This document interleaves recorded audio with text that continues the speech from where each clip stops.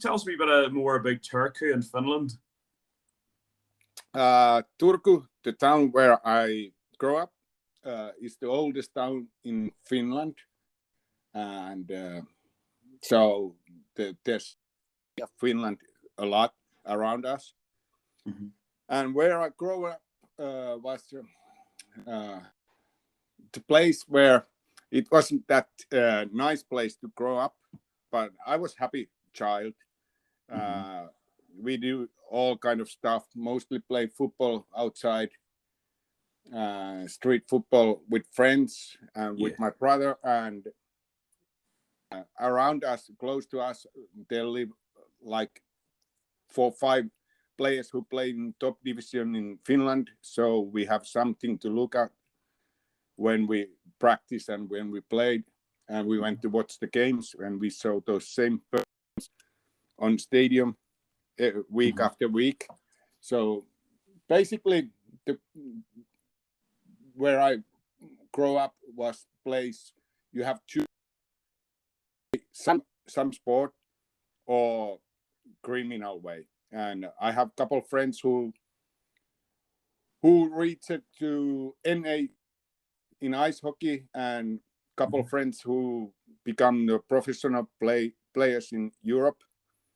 My brother who played in Germany 8 years. So it was an interesting place to grow up. So you have people around you, and they support you to become better player. Mm-hmm. Mm-hmm. Fantastic. And I've been in Finland probably on 5 occasions. Now, unfortunately, I haven't been to Turku. Of Helsinki and Imatra I've been to. Helsinki is a couple hours away from us. Mm-hmm. Imatra is right across the other side of the country, right in the Russian border. Oh, yeah. To the east, Kotka and Hamina and Lappeenranta.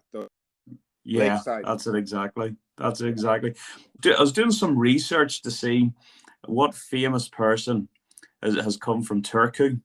And I don't know now, I'm showing my age when I was in my prime.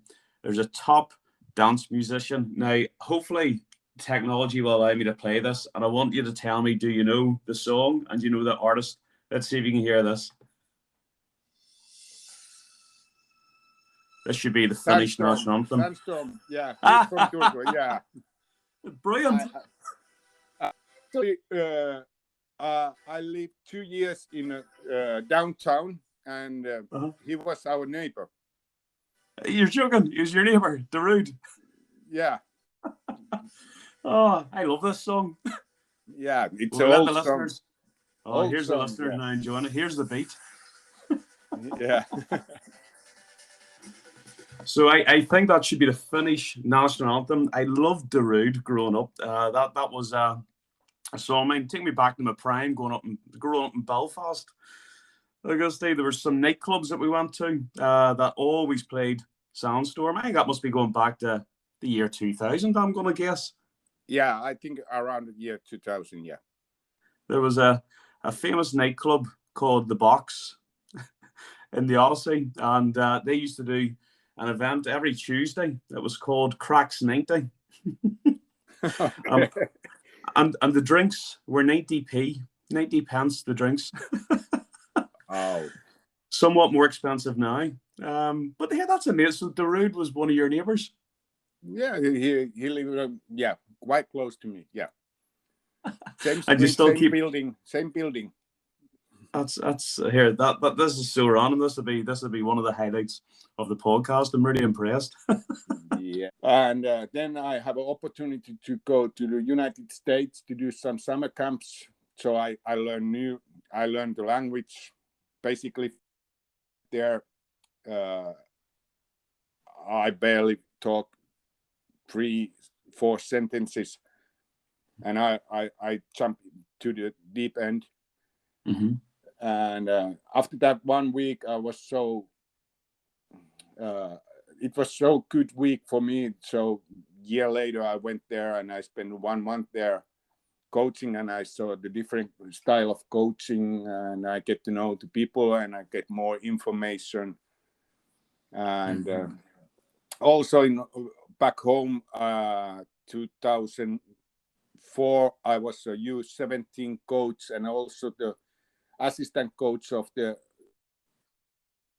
team, which played first division, which is second highest tier in Finland. So I get a lot of experience of coaching. I saw a lot of different coaches. The first team coaches, I was close to them. That I learned a lot. And did you find that was a big thing then? And I mean, I think it's an amazing journey there, you know, going up, doing your qualifications, and then all of a sudden, you know, going to another country, learning a new language, and then coming back in and working at a higher level in Finland. Was there mentors then at that club that then helped develop you, continue your development as a coach? No, I was under 30. I was still young. There was no mentors. Basically, there's one guy who is still mentoring me in a way. We have a really critical football thinking conversations, which is good. I challenge him and he challenged me. On back that time, it was more like I was learning everything he said. So basically, after 20 years, I think, almost 20, I think most of the things he said, I could nowadays to say this is not correct. But at that time, it was a learning moment for me. And I wasn't that good in my reflective thinking.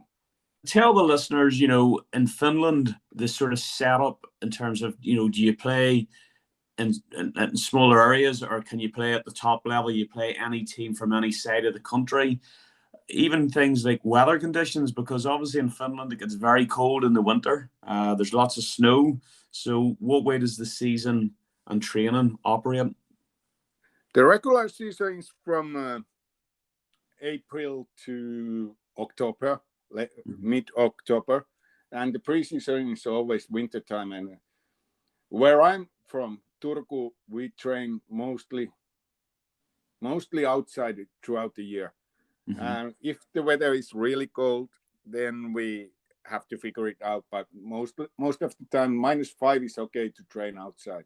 It's not a problem, and we have a warming systems underneath the field, so most of the times the field is good. And if there's a little bit snow, it's not a problem. It's only snow. We bit training, but it's a challenge. But there's a lot of indoors, and many teams are. The first teams basically training indoors, but when you are lower level or youth teams, they train outside. And for us, it's not a problem. Excellent. You just adapt. You're used to seeing the snow from when you start seeing the snow, November time? When I was younger, it was November time. Nowadays, it's after Christmas, maybe January. So you can see, you can. I have lived through the global, and because winter is coming, let's say, month and a half later than it used to came. Goodness. And I suppose then as well, that's another thing I always remember. The first time I came to coach in Finland, there wasn't much daylight hours as I came at Christmas. It was very, very dark, very, very quick. And then the opposite, the last number of 4 years, I've come out every summer to coach in Imatra. It just stays bright the whole day. When we come in July, it hardly gets dark at all. Yeah, it's Christmas time. Down south, daylight like 5-6 hours, which is more than up north. And sometimes we could train easily 10 o'clock evening. Goodness, brilliant. Yeah. I'm a big fan of Finland. It's a beautiful country. Really nice people. Very green. A lot of nature. Seaside everywhere, or lakeside. It's a good place to be. And probably this is a nice stage maybe to ask Akusti, for the listeners, the structure of youth football in Finland. You know, what way does that operate? Do they start off playing 5-a-side from the age of, is it 6, 7? And talk us through what way you move up? Is it 5-a-side, then 7 or 8-a-side, and what ages would they generally change? They start and they move to 8-a-side, and then I think this. I'm not sure, but is there any more 9-a-side and then 11v11? But now, as youth coach, it was like U12 start 11v11. Now they start more or less in U13, U14 to play 11v11. Yeah. And in terms of yourself as a coach, what's your philosophy? What system of play do you like to play? What do you like to play out from the back, or does it depend, obviously, what team you're at and what ingredients in terms of the players that you have at your disposal? System for me always depends of the players who are available, but sometimes I play 3 on the back, sometimes 4, sometimes 1-4-3-3. Sometimes this year we have played 1-4-4-2 because we only have 2-3 midfield players, and we have many strikers, and we choose to play 1-4-4-2. But the basic idea with every team is I want my team to press as high as possible, and let's use the trendy word counter pressing. Is I have used last 20 years, but now it's trend. And of course we want to build up. If we have players able to do that, we want to keep the ball. We want to play maybe ball on the ground, but style. So the aim is always to play forward instead of keeping the ball on our back third. You returned to TPS Turku as the U19 head coach, and I see now you're the first team women's head coach. Is this the first time you've worked with women? Yeah. I don't afraid to jump in the deep end to get new challenge, and I got a nice offer, and I thought, why not? I want to try it. This is new for me. This could be something which challenged me a lot, and I got to develop as myself as coach, and new world. Yeah. And what do you find in the main differences then between working with the men and now with women? The first thing I can say for everybody is I have been last 12 months, I have been than social worker than in some other teams. Because the players are willing to train and they work hard and they want to learn the new things. So I can be a real coach, not social worker. And the second thing probably is think twice before you say anything. With men, you can just basically say whatever you want. But with women, you have to be more precise what you are saying, because they so you need to be consistent, and you clear what you are saying. And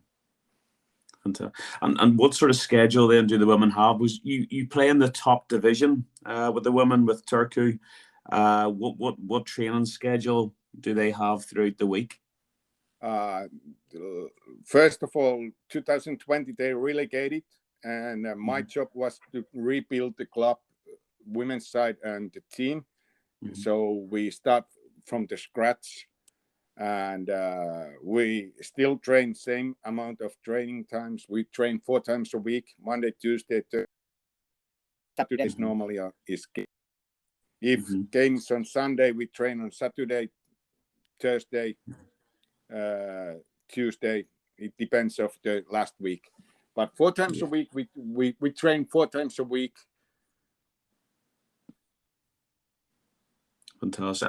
And is it like is it like a full-time job for the women? Is it like a professional paid league, or again, do they have to combine sort of with their studies and playing, and maybe some have got full-time paid jobs? They have a day job or they study something, so they're in school. So it's not only in top league. There are a couple teams who paid something for the players. Right. But in my club, players doesn't have to pay to play for us, and there are some clubs where you need to pay to be part of the club or team. Yeah. And how's the season went for you then with the women? Because you're just coming to a close now. Is the season just about to finish? Yeah, we have a last game on Saturday, and result-wise, it could be better. But developing the playing style and the basic for the next year, I think we managed better than I expect. The playing style is so clear. The players know exactly what to do on. So that's a good place to start next season. And then we are probably more ready to play the top places and get promotion to top league. I love your passion. I also try to continue my coach education by making visits to clubs around Europe. And, looking down your club visits, you've been in Amsterdam for the periodization mentorship course. You've also traveled to Rotterdam and Lisbon, and to Spain with Valencia and RB Leipzig in Germany. Tell us a wee bit about that. Sort of certain clubs that maybe stick in your mind that you've were very impressed with. I think from those courses that was a full day of working, and we get to just visiting the Valencia and RB Leipzig, Benfica. Most of the time, room to study. If I have to say one club, I would say Schalke from Germany. I went to visit my brother, and we went to watch the Schalke's training and the great training ground. And I was lucky to see some youth teams train there. And that was something I always remember, because there was a lot of things that was new for me. And on that time, I bring them back to Finland, and I start to implementing to my ideas of coaching. Yeah. And what was the kind of things that you seen Schalke do that sort of stuck in your mind that impressed you?